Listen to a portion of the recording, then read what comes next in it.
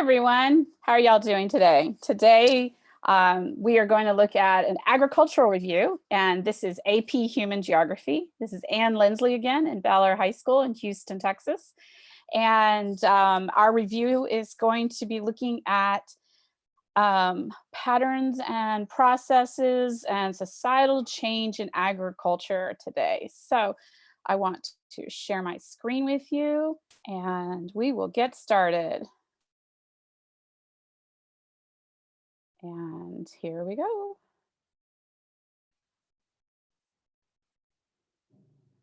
Maybe. There we go. All righty. So, by the way, today we are switching to a different platform, the same one Miss Brandt used yesterday, called Slido.com. So if you have any questions that are going to be applicable to today's topic and to the course, you're welcome to post those questions. I have my trusty moderator helping me. But what you'll do is go to slido.com, slido.com, and the room number is 21471, and that's going to be on some of the other slides, so you're going to see that.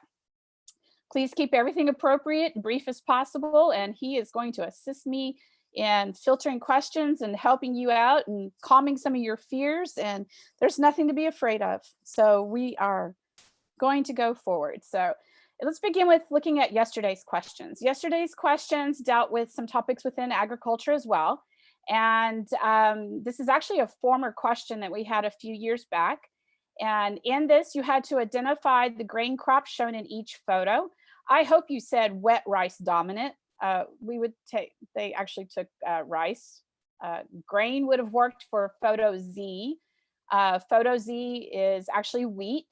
But this one is wheat, and then this would have been rice. Wet rice dominant would have been perfect, and extensive wheat production would have been perfect in the bottom one. All right, discuss two economic differences between subsistence agriculture and commercial agriculture. So what did you put down? Anybody put down subsistence is high labor intensive, small farms, small profit, or only for the local family and community perhaps? Did you put down that commercial agriculture is for solely for cash only, or to be sold commercially?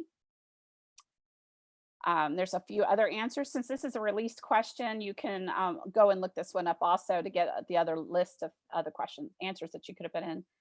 All right, identify one environmental impact resulting from the type of agriculture shown in photo Y.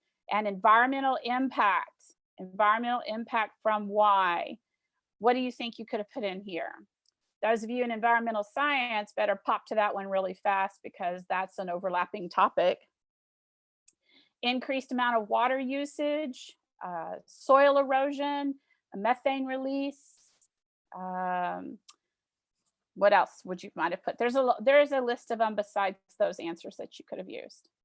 Identify one environmental impact resulting from the type of agriculture shown in photo Z. So in the commercial grain production, the harvesting of this here, we have a high degree use of petrochemicals, which is in the synthetic fertilizers and pesticides that are used.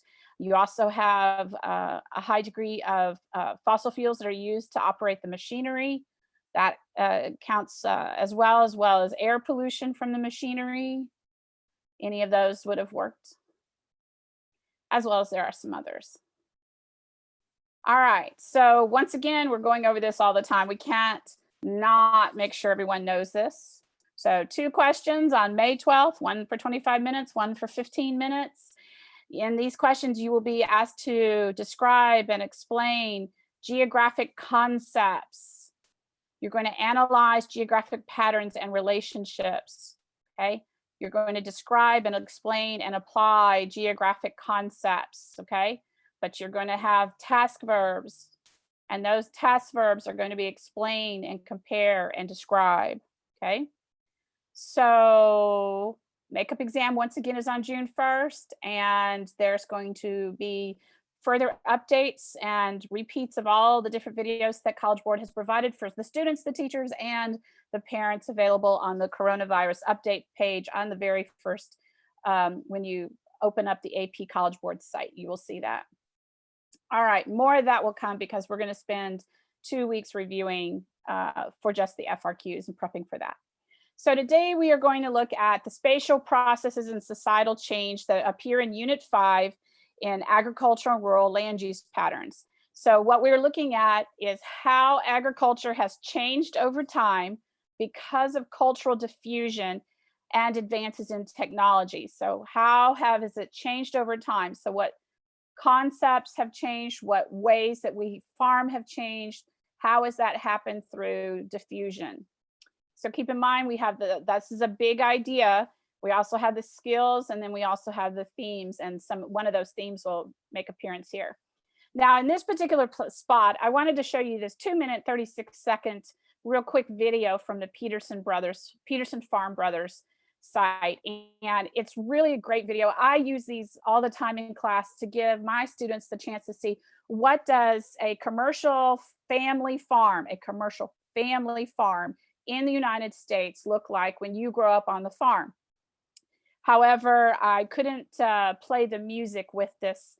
And so I'm giving you the example of what it looks like, and the link is here. And I encourage you to go watch it and see what this family is showing you, what life on an active family farm in central Kansas is like. I think you'll be amazed.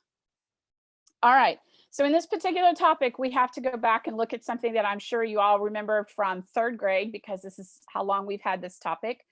Topic 5.3 is looking at agricultural origins and diffusions, and this begins with the early hearths of domestication of plants and animals. So where were those early hearths? The 5 river valley civilizations, and then the civilizations that it will expand to. So we begin with the oldest one, which was Mesopotamia, bordered both by the Tigris and Euphrates rivers, forming what is called the Fertile Crescent, stretching from the Mediterranean coast all the way along the border of the rivers. 12,000 years ago, roughly, this area started to change, and because of warming climates and fertile soils, it became an excellent area for sedentary agriculture. And this will become our first agricultural hearth, Mesopotamia. I'm sure you all had that. Second area is going to be here in northern China, the Huanghe River Valley. And 10,000 years ago, the flooding of the rivers and small little groups of bands of people settled along the rivers, eventually creating a much larger civilization that will grow out of here. The Egyptians will have their own area that changes over time along the Nile River. And here they became noted for trying to preserve their soils already by rotating crops between legumes and cereal crops in order to just reduce the salt buildup, not knowing that they were also replenishing the nutrient value of the soils that were along the banks of the Nile River. The Indus River Valley civilization, beginning in Indus and then later extending to the Ganges and the Brahmaputra. This whole river valley civilization develops well over 4,000 years ago and then changes over time. So one of the things that we always look at is what moved to where it did, and how did we end up with this process of these hearths changing, and what food products do we get from where. I think it's kind of neat to know that, okay, well, this came from this place and this came from that place, but what is the relevance of it? Because to some degree, because it's these products have all changed over time. So this is a nice list here of what were primary crops in regions, and then what became secondary crops after other things diffused to those, and then think about where these are today. You know, you think about it, sweet potatoes and potatoes coming out of the Andes region become part of the traditional Thanksgiving dinners that are served, particularly in the North and the upper Midwest, as well as in the South. So you have that contribution. Rice is eaten all different types of regions because of how it can be produced 2 different ways. So I'm not going to go through all of these, but this is here. You can go back and look at this later on if you like. More importantly, a real quick message for the teachers. I came across this. This is a fabulous map. Okay, like it is, but what's better is if you actually go to the link itself. It'll give you a color coded, and you can click on each region and the different crops come up. I think that'd be kind of fun to use in class. And this is uh, excellent on the origin and diversity of crops. So what I want you to think about, though, as agriculture begins to develop, is our relationship within our climatic regions. And I know that we had to talk about that earlier as well, but where our river valley civilizations are and where we grow what we do today, and what we have. So if we look at our commercial agriculture, which is in these yellow brown tones, versus our subsistence agriculture, which is in the green tones. The blue is pastoral nomadism, so we're wandering animals here. So between the greens and then these browns, if we look at the greens here that are subsistence, and then we come over here and we look at what kinds of climates we have, we're sitting here in tropical, subtropical climates. We're sitting in areas that are heavily wet areas. And so these, to look at these for large scale commercial operations like what we have in Central Europe and then in Central United States, where we have soils that dry out, this becomes a factor in answering, well, why doesn't this happen here versus why it happens here? And this becomes an adaptation issue. It becomes a diffusion issue in terms of changing the varieties of plants, as well as changing the types of equipment that might be used. So there's always going to be, whenever you talk about agriculture, there's always going to be a linkage to climate and climate patterns and how climates change over time. All right, patterns, these patterns of diffusion, when we look from certain areas and go into these secondary areas that we have, we begin to have to look at how do they diffuse out of here. So I want to remind you, your topics of diffusion, contagious diffusion, think about that. How would agriculture be applied to contagious diffusion? What about hierarchical diffusion? Is there any part of agriculture that is diffused hierarchical?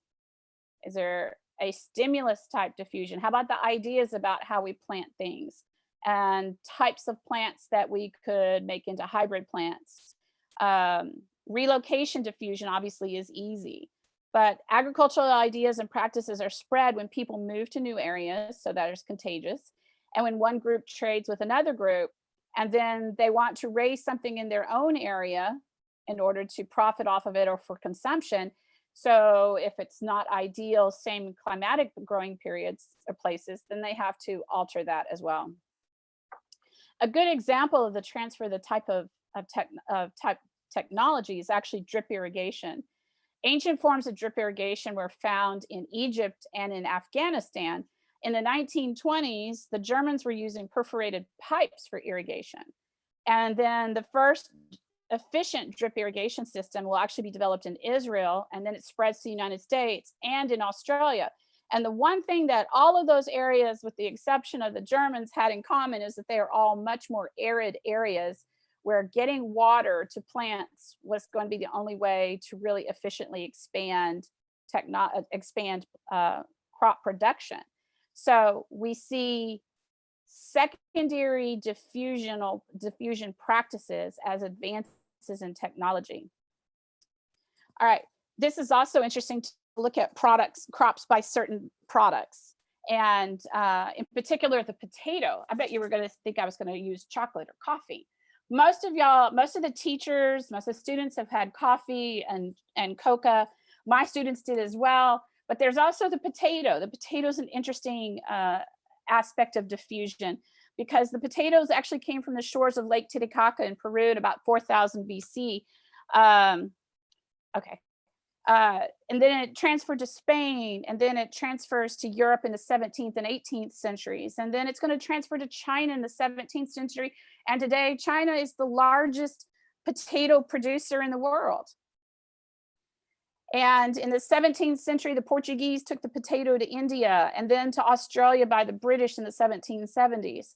So we see, by example of another crop, the potato, a global diffusion taken through contact, trade, and contagious diffusion from one place to another place to another place. Ultimately, also keep in mind, it also can cause a collapse in the 1840s, as many of you well know. In the 1840s, the Irish potato famine happened because we were raising potatoes in an environment that maybe they were not so conducive to at that time, and a fungus caused their demise and then caused the potato famine. So it always has a link to what happens in society as well. So I had a question pop up, what is drip irrigation? And drip irrigation is a way to bring water in from a channel, a river, or if you can pump it up from an aquifer, that'll happen later on. And you bring it in through pipes, and those pipes are going to have small holes in them. And so the water gently flows through there so it can keep the soil moist at the right times when it's needed to be moist, depending upon what it is you're raising. Rice has certain times when it needs to be very, very wet underwater. There's certain times when you don't want to put a lot of water on oats and on wheat. It just depends on what you're raising. But a drip irrigation is going to be close to the ground in pipes such that it is helping to keep the soil moist with the roots. There's several different types of irrigation, but the big point is that irrigation is a process of technology, and technology is going to diffuse from one place to the other. All right, so the Columbian Exchange is also an example of the diffusion of culture and technology in the agricultural world. And most of you are familiar with the Columbian Exchange. I bet you probably saw this image because it's a great image to use. And here, just to put a name to it, this is where we saw a widespread transfer of plants and animals and culture and technology and diseases and ideas between the Americas, West Africa, and the Old World in the 15th and 16th centuries, compiled with periods of ugly history and the human movements. But the biggest point to show here is the movement of different types of agricultural products, which are going to change ultimately the countries that some of these are taken to. So if you think about Costa Rica, bananas and pineapples and palm, heavily raised in Costa Rica. It literally is a fruit producing country. Sugarcane to Haiti and many of the Caribbean islands. Coffee as well to many of the volcanic islands and to the higher elevations in Central America and Mexico. These products coming in are going to change the future for them once they came in terms of productivity and markets and things that they can put on the global market eventually. All right, in topic 5.4, we're looking at the second agricultural revolution. So the first agricultural revolution, keep in mind, was what we pretty much just went through, and that was sedentary agriculture, sedentary raising of animals, and then also growing of grains and storing those so that you didn't have to migrate for each season. In the second agricultural revolution, what's going to happen is technology is going to be infused to increase food production, leading to better diets, leading to longer life expectancy, leading to rural to urban migration for now industrial jobs that are developing in the cities, because there's people who can work in these jobs. They're freed up from having to work on the farm just to be able to eat tonight. So this is a huge concept in this one topic of what is the overall picture that happens as we begin to infuse a little bit of simple technology to make something more efficient. And that is what happened. So first, it began with moving from traditional land practices to not just the enclosure movement, but land ownership, but also organized land farming of the land in a rotational system. And I'll show you what that looks like. By making agriculture more efficient, the production of food more efficient, your labor force is now going to be shifted. Now, you're not losing the one farmer on the farm or even the two or the three farmers. You need to keep in mind at this particular time, the total fertility rate for women was sitting close to 5.0 in some of these countries. And so that's a lot of children, averaging 6 to 8 to 9 to 10 children in a farm environment. And that's an awful lot. And then if you are going to displace some of that labor, they have to go somewhere. So what began as a common sense kind of practice later on will fuel a new industries and better ways of life, will also stimulate the concept of migration to be able to start those new lives in new places. So everything is linked together. Um, yes, there were diseases that were no from the yes, there were diseases that were brought from Europe to the Americas, not from the Americas to Europe. Supposedly, my understanding is the animals in the Americas did not have the diseases that spread.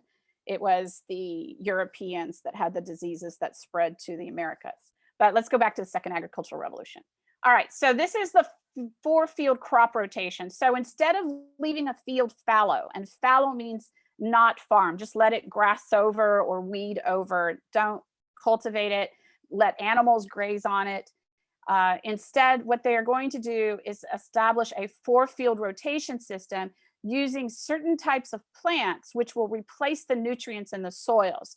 So anytime you replace a grain crop with turnips or legumes or even certain types of beans, you are changing out the minerals in that soil, and you are going to improve the nitrogen fixation. There's another call out there to those of you in environmental. You don't need to know it in geography, but the nitrogen fixation will change, the nitrogen balance in your soils will change, and that benefits your next crops that have to go in there, which usually will be your grain crops. And in one of those years, you will leave the crop into a fodder or a crop that the animals will eat. So that would be clover or rye, something like that, that you could easily harvest for animal feed. So at the same time you're engaged in this 4-field crop rotation system, your yield for what you are producing is also increasing. If you are able to increase your yield, then you're also able to feed more livestock. If you're able to feed more livestock and produce more grain, then what happens is you have more food for everyone to eat, and that's going to improve the quality of life because there's more food available. Okay. One of the things that helps to make that efficiency happen is the seed drill.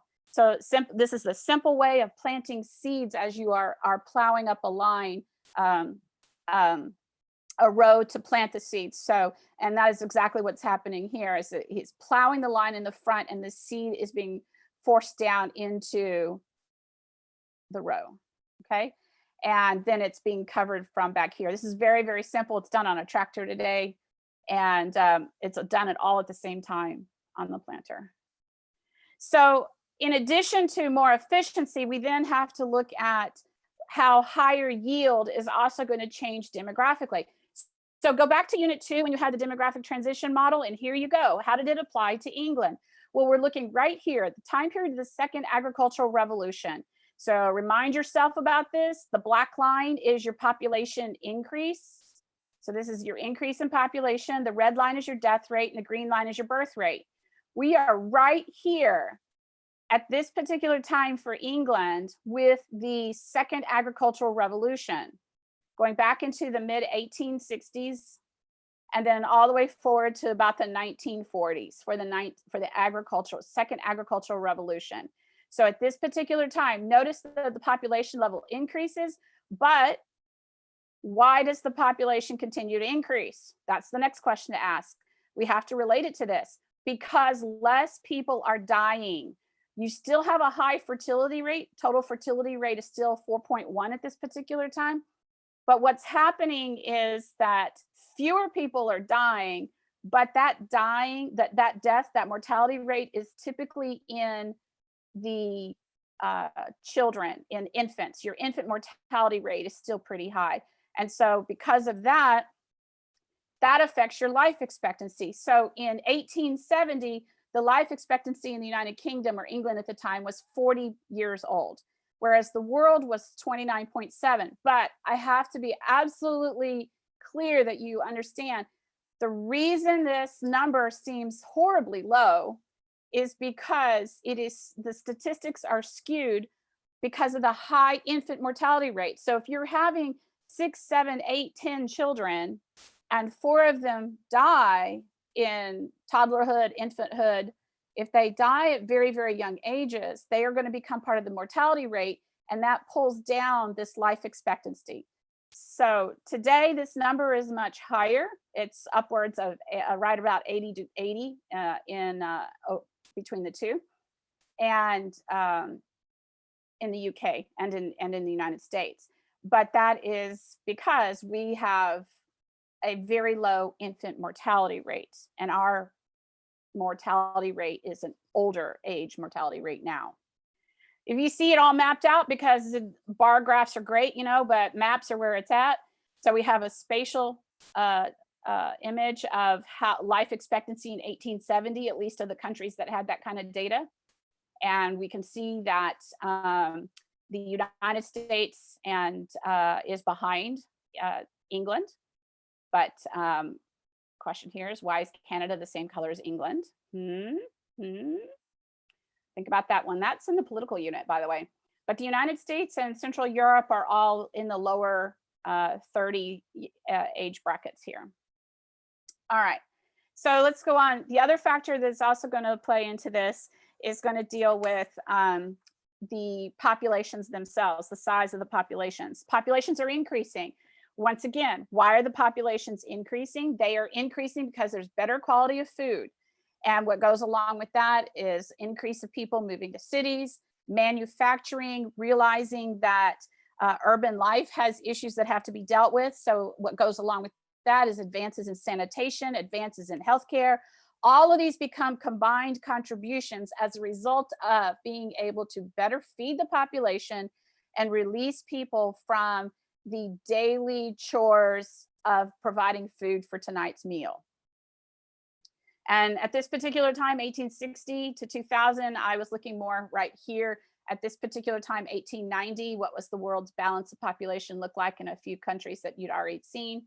And the United States at this time was 63 million in 1890. Look where we are now today. Reflect on what that number is today. All right, so let's take this to a different scale. The United States, if we look at some of these same topics with the United States. So here's what we produce compared to our climate. And look, in this region out in the West, we have livestock and ranching. Why? Because it's a steppe climate or it is a mountainous climate. And so it's not conducive to crop agriculture, but we have beautiful lines here. Humid subtropical in the south and a continental humid climate in the north.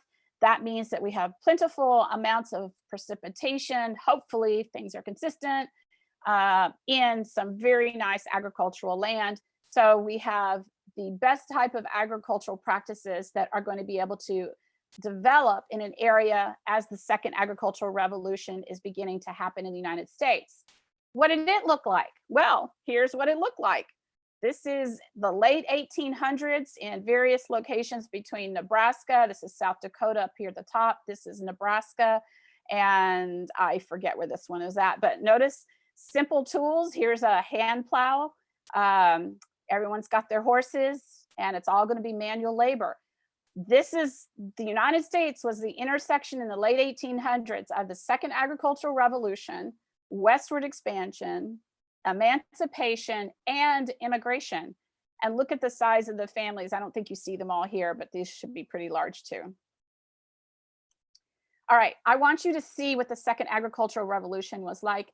And this is one of my most all-time favorite films. And my students watch this too, and it's really short.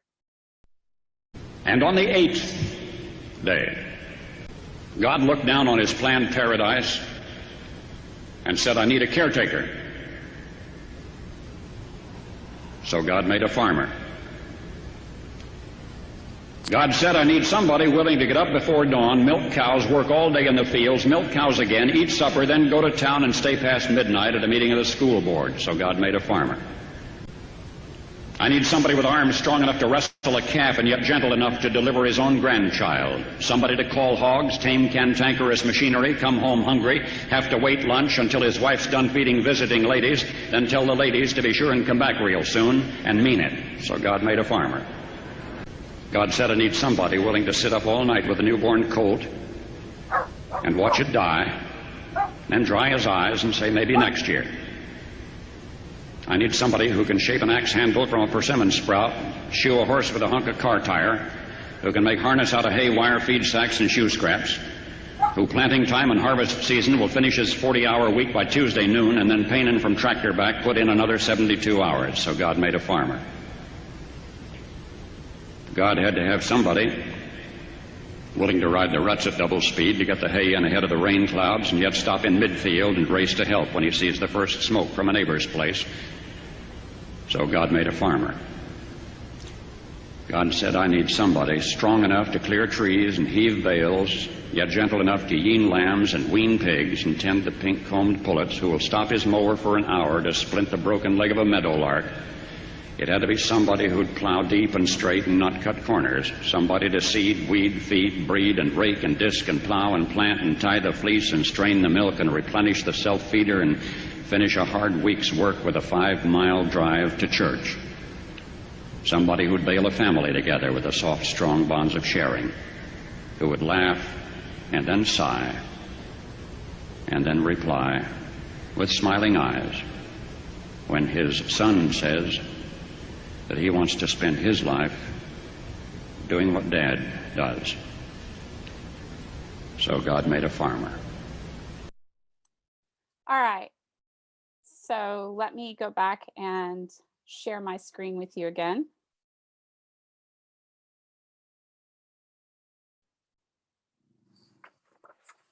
I hope that works.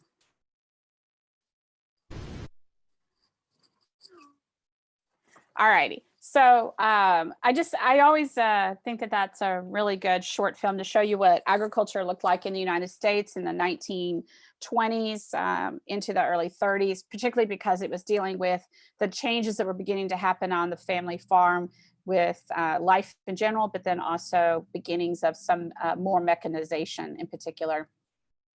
One of the things that we also see that is starting to happen with this toward the end of the second agricultural revolution in the United States is that there's post-World War II, there's going to be a decrease in the number of farms, but an increase is going to start in the size of the farms, okay? So a decrease in the number of the farms, an increase in the size. So what's happening is folks coming home from war are not returning to the farm. Others are selling out their farms. The legacy of the Depression is going to be a factor as well. But then also mechanization is playing a big role in this. And that mechanization, or this change in technology, is going to require farmers to have larger size plots so that they can operate some of the farm equipment, and also to get higher yields out of more of their crops as well. So this type of agriculture is using this is using mechanical labor, so it's intensive in that regard, but it is extensive in terms of the size, particularly when you are in the Western United States. All right, in topic 5.5, we look at the Green Revolution, and the Green Revolution is going to be in response to something that was happening that wasn't even really about agriculture. It was in response to a growing population that was growing so fast that the food supply was not able to keep up with it. And it looked like some of Malthus's ideas were actually going to come to reality. But by looking at some of the advances that had been made in the 1930s in chemistry, as well as in looking at different types of crops, what eventually will evolve out of here is the Green Revolution. And the person responsible for much of that research and initiating that is going to be Norman Borlaug. Now, just a shout out to Norman Borlaug. He is from Iowa, and then he also became the head of the ag department at Texas A&M. He was also a Nobel laureate, and set up several different institutes for agricultural research. So anyway, The Green Revolution is started by some of his research and his examining different types of crops that can grow in areas that are marginal areas is the term that we would use, but how can we adapt those areas or adapt the crop to growing into some of those areas? And that's what you see here. These crops are growing in what would be considered marginal areas.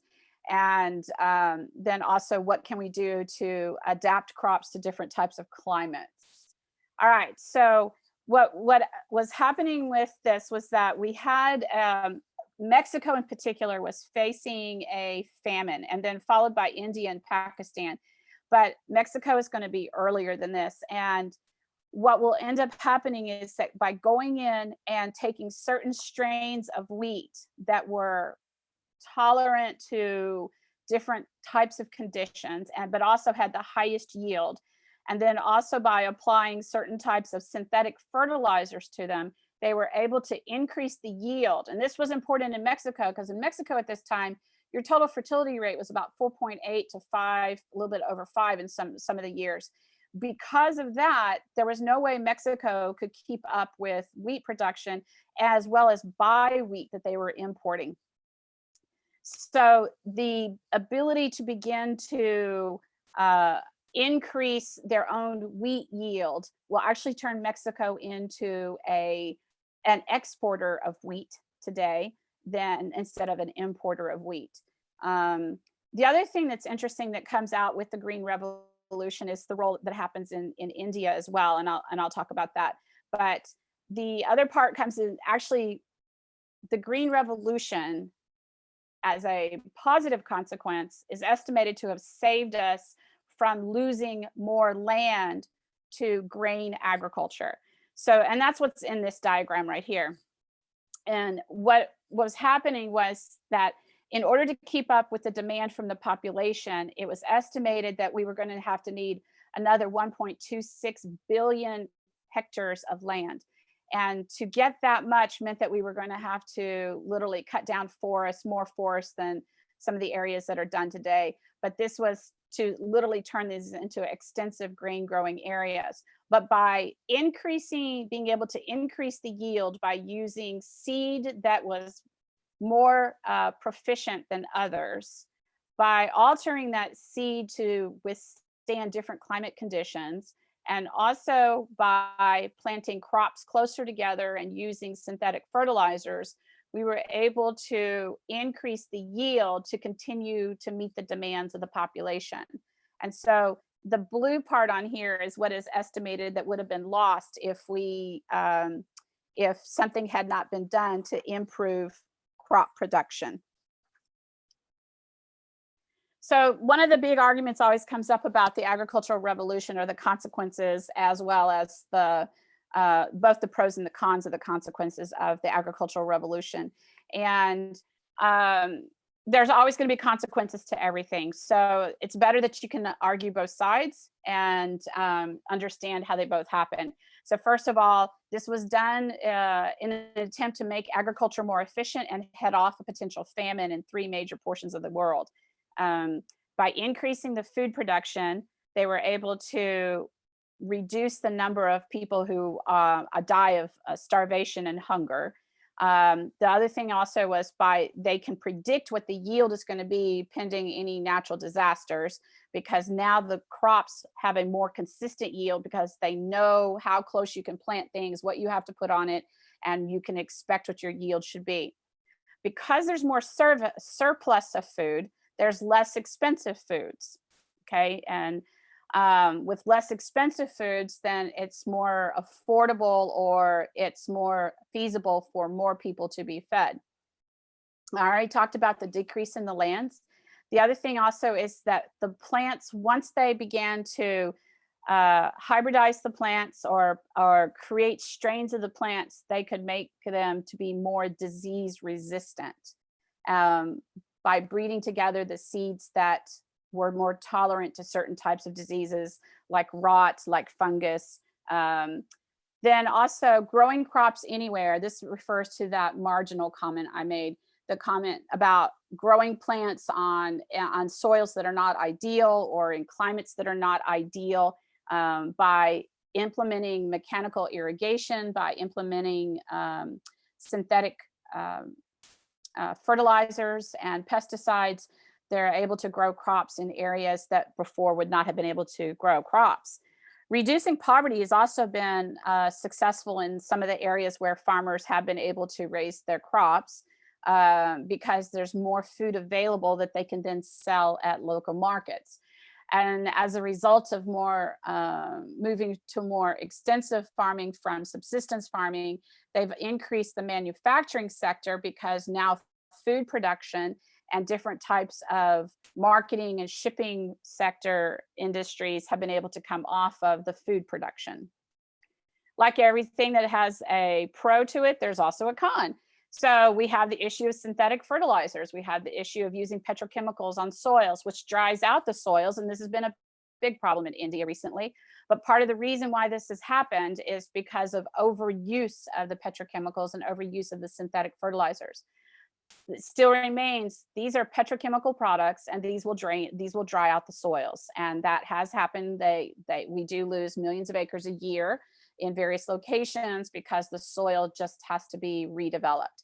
There's a high degree of food waste. 40% in the developed countries, 40% of the food waste happens after processing and after it's delivered to stores, because you either don't eat the leftovers, it's thrown away, it rots in the refrigerator, etc.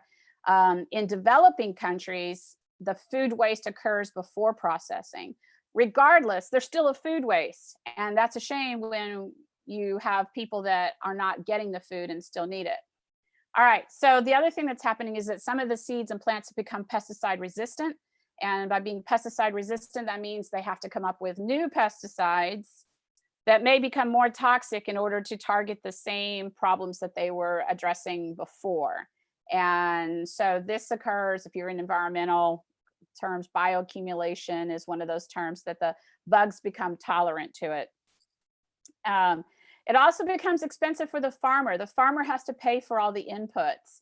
And if they aren't able to sell the crops, then they're not going to be making any money. And that becomes a bigger factor. It also shifts crops that you use to feed your local community, yourself. It shifts that focus to manufacturing cash crops, crops that countries can sell on the global market. And then you end up having populations in your own country who are hungry or who are starving because you are mass producing cash crops to sell, because that brings in more money than on the local market. And this is a global supply chain problem. This is also a problem of governments trying to control farmers so as to make money for the country itself.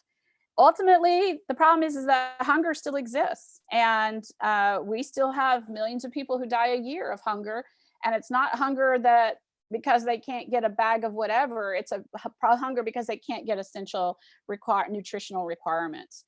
So the Green Revolution didn't solve everything. The Green Revolution did cause some additional problems, but the Green Revolution at the time also headed off further famines. And so what is happening as part of this unit was, and hopefully you covered it as well in class, is the extension of the Green Revolution. And that is a biotechnology revolution that we've been moving toward, of more research, laboratory research into trying to conquer some of these problems. All right, so if we look at where the first agricultural revolution was versus the second agricultural revolution, we see that the developed countries are the ones who benefited from the initial development of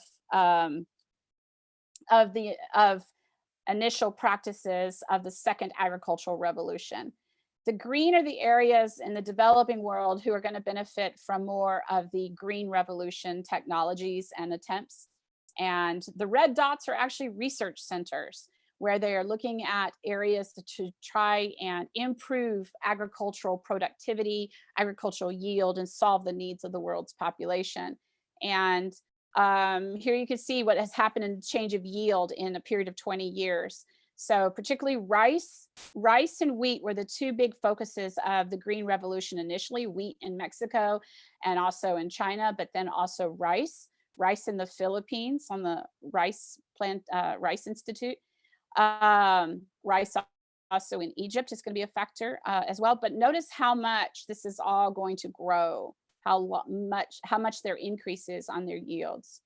And that's the benefit of the Green Revolution, is it was able to solve or stop some famines that were going to be pretty devastating in the 60s, 70s, and 80s. Agriculture today is moving, as I said, to the third agricultural revolution. Here is a shout out to the farm in Iowa. My cousin who sent me the pictures yesterday, that women do work on farms. She is tagging one of the new calves in that picture and pulling the tractor out of the barn. But agriculture today in the United States has grown from the second agricultural revolution through the Green Revolution, moving into the third agricultural revolution to sustainable practices. So, what did we cover today? We looked at early centers of plant and animal domestication. We looked at the global diffusion of agricultural products and how that diffusion is going to be the result of colonialism and imperialism, global trade networks, moving products around the world. New farming practices and food production that came with the second agricultural revolution, that then spawned longer life expectancies, migration, people moving to cities to seek jobs and in manufacturing. And then that's going to lead to a global supply distribution of global trade and development that we see with actually Unit 7. Then the Green Revolution, which is going to create synthetic fertilizers and pesticides to improve even higher yields of agricultural products. Recognizing also that these put certain stresses on the soils, but creates a food production surplus at times. So over time, agriculture has changed because of cultural diffusion, because of advances in technology to bring us a better food supply in the world's market and to sustain much of the population. Hopefully that holds out right now. There are definitely connections into all of our other units on this particular topic. Teachers can go look at that. So what kind of AP question format would you kind of see with these questions? So once again, we have to stick with those task verbs that we've been talking about, and perhaps you've heard about in some other places. So how would you explain two types of diffusion influencing a food choice? Explain how two types of diffusion influences a food choice. So if I was going to talk about the potato, here is the potato. What are two types of diffusion that moved the potato, that caused the potato to become a global food? What are two types of diffusion, and explain them? You might use contagious, you might use hierarchical, for example. Think about it. Explain two positive consequences of the Green Revolution, pretty straightforward. Explain how the second agricultural revolution led to changes in society. Many, many different answers that you can put in here. And then compare the second agricultural revolution to the Green Revolution. How do we compare those? Think about that. Compare. We have to have both sides on this. Okay. So any questions? My trusty assistant over here has been helping me with some. Hopefully he has some questions that we can address. I can't see that far. Does green equal third revolution? The third agricultural revolution is coming out of the Green Revolution. The third agricultural revolution, the biotech element, where we are also creating different kinds of GMOs and CRISPR, if you've heard about that, and hydroponic raising of vegetables and fruits. That is coming out of the initial research of the third agricultural revolution. Yesterday, Ms. Brandt had said wheat farming in an MDC was intensive, even though there's little labor input low. Okay, so you have to keep in mind, intensive and extensive can apply both to the labor and to the size of the property. A family farm in some states in the United States is intensive because it's not as large as what you're going to find 3,000, 4,000 acres out in Montana. So that wheat farm in Montana with one or two farmers harvesting that wheat over a period of a week or so is extensive because of size. We can talk about extensive and intensive also in terms of labor. So it's both are correct. Does diffusion of agriculture directly connect to the diffusion of culture? Absolutely. Food is, as I told you a couple days ago, food is a cultural trait. How we raise it, what we raise becomes part of the staple crop that makes our culture. Think about that. If we're down here, corn is a staple crop in the United States. Think about what is always served at any meal in traditional foods. If you're down here in the South, cornbread, cornmeal, corn fritters. The only difference down here versus up north is down here in the South, it's got to be fried and covered in gravy. And that's a joke, but that is what happens. Do we need to know all the background information about those hearths? I don't think so, but it helps to know, you know, where they are and maybe a little bit about what came out of them. But most importantly is to have the change over time concept that they produced certain products that then through global trade networks and, as I said, colonialism and imperialism and all of that period of time is going to expand those products to other places. Just think about the potato, came out of the Andes, ends up in Australia. You know, that I think is more important. Be able to apply a few of those topics. And as I said when I began that, most of y'all had covered, most teachers will cover coffee and cacao in their classes. I gave you potatoes as something that you didn't already know. And so now you have 3 different ways that you can apply the beginnings of a global trade network in food products. Is there actually an AP? Did migration play a role in the diffusion of agriculture? Of course it does, because that's going to give you the contagious agriculture. The way that the Europeans came into the United States and plowed our fields and or developed their fields that ultimately will have a huge crisis with the Dust Bowl period of time. That was a cultural practice that they brought in with them from Europe of always clearing the fields so they were neat for the winter season. And we've discovered that that's not a good idea because the winds will blow away the soils on the high plains and the Great Plains. And so now we leave chaff on them, CHAFF. Chaff is broken up parts of the plant that is not going to be cleaned off the fields. It's not the seeds, but it's everything left over. And that way it settles in underneath the snow and it biodegrades. And you have to adjust your soil chemistry for that. And it's probably a little bit more detail than what we have to have. But yes, agricultural practices and particular foods were brought in by different populations. Absolutely. There was another message I saw real quick that said, is there an AP parent meeting? I think there was one online. I thought it was last night though. I'm not 100% certain. It may be tonight. You need to check the AP site. Are there any other questions? All right, well, all right. So if you do have any other questions, we'll get them answered here in the next hour, but that's about it. And because this room will go down. Oops, one more question. Are we going to do FRQ practice soon? Yes, the last 2 weeks. We're going to finish these, and there's a schedule posted online also, but we're going to go through all of these content units first because those are what you have to use to build your FRQs. So the last 2 weeks, we will be dealing with FRQs. I'll be explaining to you what's going to be in those the way FRQs are going to be written and how we want to write for them, the words that we want to use to write for them, and then how we should approach them. And then we're actually going to practice writing some. And Miss Brandt and I have to get together on that, because we're also juggling our classes. So to get together and see how we're going to try to score some of those to help you out. And but yes, we are absolutely covering FRQs without a doubt.